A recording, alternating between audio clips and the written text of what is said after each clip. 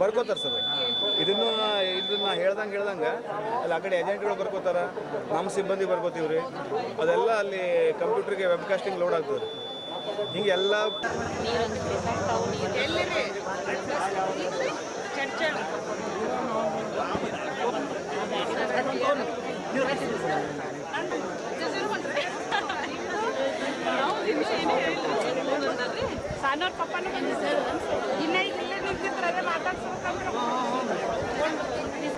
ನಾಗ್ಠಾಣ್ ಮತಕ್ಷೇತ್ರಕ್ಕೆ ಸಂಬಂಧಿಸಿದಂತೆ ಮತಗಟ್ಟೆ ಸಂಖ್ಯೆ 100.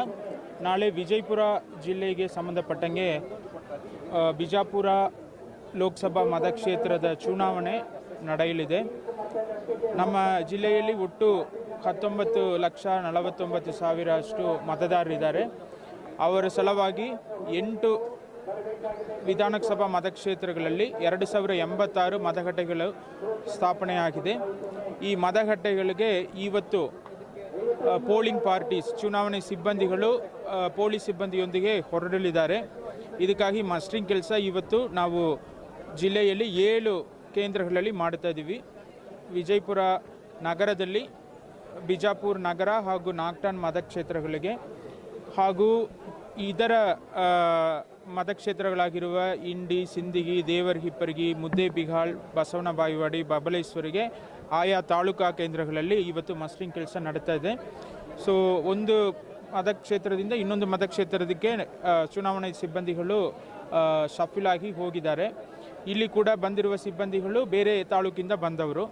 ಸೊ ಇವರುಗಳು ಇವತ್ತು ಚುನಾವಣೆ ಸಾಮಗ್ರಿಗಳು ಆದರೆ EVM ಮೆಷಿನ್ ಇರಲಿ ಅಥವಾ ಬೇರೆ ಸಂಬಂಧಪಟ್ಟ ದಾಖಲಾತಿಗಳು ಎಲ್ಲನೂ ತಗೊಂಡು ಮಧ್ಯಾಹ್ನ ಊಟ ಆದ ನಂತರ ಅವರವರ ಮತಗಟ್ಟೆಗಳಿಗೆ ಹೊರಡಲಿದ್ದಾರೆ. ಮತಗಟ್ಟೆಗಳಿಗೆ ಹೋಗಿ ಅಲ್ಲಿಯೇ ವಾಸ ಇದ್ದು ಬೆಳಿಗ್ಗೆ 5ವರೆಗೆ ಮಾಕ್ ಪೋಲ್ ಶುರು ಮಾಡಲಿದ್ದಾರೆ. ನಂತರ 7 ಗಂಟೆಗೆ ಆ್ಯಕ್ಚುಯಲ್ ಪೋಲ್ ಶುರು ಮಾಡುತ್ತಾರೆ. ಸೊ 7 ಗಂಟೆಗೆ ಶುರುವಾಗುವ ಚುನಾವಣೆ ಸಂಜೆ 6 ಗಂಟೆ ಬರೆ ಸತತವಾಗಿ ನಡೆಯಲಿದೆ. 6 ಗಂಟೆ ನಂತರ ಎಲ್ಲ ದಾಖಲಾತಿಗಳನ್ನು ಸರಿಪಡಿಸಿಕೊಂಡು ಮತ್ತೊಮ್ಮೆ ಅವರು ನಮಗೆ ಮಾಹಿತಿಯನ್ನು ನೀಡಿ ನಂತರ ಪುನಃ ಅದೇ ವಾಹನಗಳಲ್ಲಿ ವಾಪಸ್ ಆಯಾ ಡಿಮಸ್ಟ್ರಿಂಗ್ ಸೆಂಟರ್ ಆದರೆ ಎಲ್ಲಿ ಇವತ್ತು ಎಲ್ಲಿಂದ ಹೊರಡುತ್ತಾರೋ ಅದೇ ಕಡೆ ಮತ್ತೆ ಬರ್ತಾರೆ. ನಂತರ ಅಲ್ಲಿ ನಮ್ಮ ಅಧಿಕಾರಿಗಳು ಎಲ್ಲನೂ ವೆರಿಫಿಕೇಷನ್ ಮಾಡಿ ನಂತರ ಎಲ್ಲನೂ ನಾವು ಸ್ಟ್ರಾಂಗ್ ರೂಮಲ್ಲಿ ಇಡ್ತೀವಿ. ಆಯಾ ತಾಲೂಕುಗಳಲ್ಲಿ ಎಲ್ಲ ಮತಗಟ್ಟೆಗಳ EVM ಮೆಷಿನ್ಗಳು ಶೇಖರ ಆದ ನಂತರ ಸೂಕ್ತ ಪೊಲೀಸ್ ಬಂದೋಬಸ್ತೊಂದಿಗೆ ತಾಲೂಕಾ ಕೇಂದ್ರಗಳಿಂದ ಜಿಲ್ಲಾ ಕೇಂದ್ರವಾಗಿರುವ ಸೈನಿಕ್ ಸ್ಕೂಲಿಗೆ ಕೂಡ ಇತರ 6 ಮತಕ್ಷೇತ್ರಗಳಿಂದ ಮತಯಂತ್ರಗಳನ್ನು ರಾತ್ರೋರಾತ್ರಿ ತಗೊಂಡು ಬರ್ತಾರೆ. ಸೊ ಇಲ್ಲಿ ನಂತರ ಸಾಮಾನ್ಯ ವೀಕ್ಷಕರು ಪರಿಶೀಲನೆ ಮಾಡಿ ನಂತರ ಸ್ಟ್ರಾಂಗ್ ರೂಮಲ್ಲಿ ಸೀಲ್ ಮಾಡಿ ಕೆಲಸ ಆಗುತ್ತೆ. ತದನಂತರ ನಾವು ಕೌಂಟಿಂಗ್ಗಾಗಿ ಜೂನ್ 4ನೇ ತಾರೀಕು ಓಪನ್ ಮಾಡಿ ಕೌಂಟಿಂಗ್ ಶುರು ಮಾಡ್ತೀವಿ. ಸರ್, ಈಗ ಹೆಚ್ಚಿನ ಬಿಸಿಲಿದೆ, ಈ ಕಾರಣಕ್ಕಾಗಿ ಮತಗಟ್ಟೆಗಳಲ್ಲಿ ಯಾವ ರೀತಿ ಕುಡಿಯುವ ನೀರಿನ ವ್ಯವಸ್ಥೆ ಆಗಲಿ, ಆಮೇಲೆ ಈ ತಂಪ ಮಾಡೋ ಸಂಬಂಧ ಏನಾದರೂ ವ್ಯವಸ್ಥೆ ಮಾಡ್ತಾ ಇದ್ದಾರೆ? ಸೊ ಹೀಟ್ ವೇವ್ ಜಾಸ್ತಿ ಇರುವ ಒಂದು ನಿಟ್ಟಿನಲ್ಲಿ ಚುನಾವಣಾ ಆಯೋಗ ನಮಗೆ ವಿವಿಧ ಸೂಚನೆಗಳನ್ನು ಕೊಟ್ಟಿದೆ. ನಾವು ಕೂಡ ಭಾಳಷ್ಟು ಕ್ರಮಗಳನ್ನು ಕೈಗೊಂಡಿದ್ದೀವಿ. ಸೊ ತಾವಿಲ್ಲಿ ನೋಡ್ತಾ ಇದ್ದೀರಾ, ಈಗ ಮಸ್ಟರಿಂಗ್ ಸೆಂಟ್ರಲ್ಲಿ ಕೂಡ ಈ ಒಂದು ಶೇಡ್ ವ್ಯವಸ್ಥೆ ಮಾಡಿದ್ದೀವಿ, ಪಂದಾಳ್ ವ್ಯವಸ್ಥೆ ಮಾಡಿದ್ದೀವಿ. ಅದೇ ರೀತಿ ನಾವು ಜಿಲ್ಲೆಯಲ್ಲಿ ಯಾವ್ಯಾವ ಮತಗಟ್ಟೆಗಳಲ್ಲಿ ಶೇಡ್ ಇಲ್ಲವೋ ಆದರೆ ಕಾರಿಡಾರ್ ಇಲ್ಲದೆ ಇರುವುದು, ಮರ ನೆರಳು ಕೂಡ ಇಲ್ಲದೆ ಇರುವುದು, ಆದರೆ ಮಂದಿ ಬಿಸಿಲಲ್ಲಿ ನಿಲ್ಲಬೇಕನ್ನೋ ಪರಿಸ್ಥಿತಿ ಇರುವ ಕಡೆ ಎಲ್ಲ ಟೆಂಟ್ ಹಾಕಕ್ಕೆ ಹೇಳಿದ್ದೀವಿ. ಅದು ಕೂಡ ಆಗ್ತಾ ಇದ್ದಾರೆ. ಅದೇ ರೀತಿ ಕ್ಯೂ ಅನ್ನು ನಾವು ಮಹಿಳೆಯರಿಗೆ ಪುರುಷರಿಗೆ ಸೆಪರೇಟಾಗಿ ಮಾಡ್ತೀವಿ. ಕ್ಯೂ ಅಲ್ಲಿಯೇ ನಾವು ಬೆಂಚಸ್ ಕೂಡ ಹಾಕಬೇಕನ್ನು ಹೇಳಿದ್ದೀವಿ. ಆದರೆ ಮಂದಿ ಕೂತ್ಕೊಂಡು ಮತ್ತೆ ಮುಂದೆ ಹೋಗುವ ಒಂದು ವ್ಯವಸ್ಥೆ ಕಲ್ಪಿಸಿಕೊಡೋಕ್ಕೆ ಹೇಳಿದ್ದೀವಿ. ಅದೇ ರೀತಿ ಕುಡಿಯುವ ನೀರು ಖಂಡಿತ ಇಡಬೇಕಾಗುತ್ತೆ. ಮತ್ತು ಕುಡಿಯುವ ನೀರು ಖಾಲಿ ಆಗೋದಕ್ಕೆ ಮುಂಚೆನೇ ಅದನ್ನು ರೀಪ್ಲೇಸ್ ಮಾಡುವ ವ್ಯವಸ್ಥೆಯನ್ನು ಮಾಡಬೇಕು. ಸತತವಾಗಿ ಕುಡಿಯುವ ನೀರು ಇರಬೇಕನ್ನು ಹೇಳಿದ್ದೀವಿ. ಇದಿಲ್ಲದೆ ಪ್ರತಿಯೊಂದು ಮತಗಟ್ಟೆಯಲ್ಲಿ ನಾವು ಆರೋಗ್ಯ ಇಲಾಖೆಯ ಸಿಬ್ಬಂದಿಗಳನ್ನು ನಾವು ಹಾಕಿದ್ದೀವಿ. ಆರೋಗ್ಯ ಇಲಾಖೆಯ ಸಿಬ್ಬಂದಿಗಳು ORS ಪಾಕೆಟ್ಟು ಹಾಗೂ ಇದರ ಮೆಡಿಸಿನ್ ಒಂದಿಗೆ ಅವರು ಇರ್ತಾರೆ. ಅದೇ ರೀತಿ ಒಂದಕ್ಕಿಂತ ಜಾಸ್ತಿ ಮತಗಟ್ಟೆ ಒಂದೇ ಲೊಕೇಶನಲ್ಲಿ ಇದ್ದರೆ ಅಲ್ಲಿ ಸ್ಟಾಫ್ ನರ್ಸನ್ನು ಕೂಡ ನಾವು ಹಾಕಿದ್ದೀವಿ.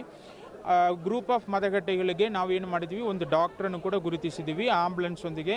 ಸೊ ಏನಾದರೂ ನಮ್ಮ ಚುನಾವಣೆ ಸಿಬ್ಬಂದಿ ಇರಲಿ ಮತದಾರರು ಇರಲಿ ಏನಾದರೂ ಪ್ರಾಬ್ಲಮ್ ಆದರೆ ವಿತಿನ್ 5 to 10 ಮಿನಿಟ್ಸ್ ಆಂಬುಲೆನ್ಸ್ ಆ ಮತಗಟ್ಟೆಗೆ ಹೋಗುವ ರೀತಿಯಲ್ಲಿ ನಾವು ವ್ಯವಸ್ಥೆಗಳನ್ನು ಮಾಡಿಕೊಂಡಿದ್ದೀವಿ.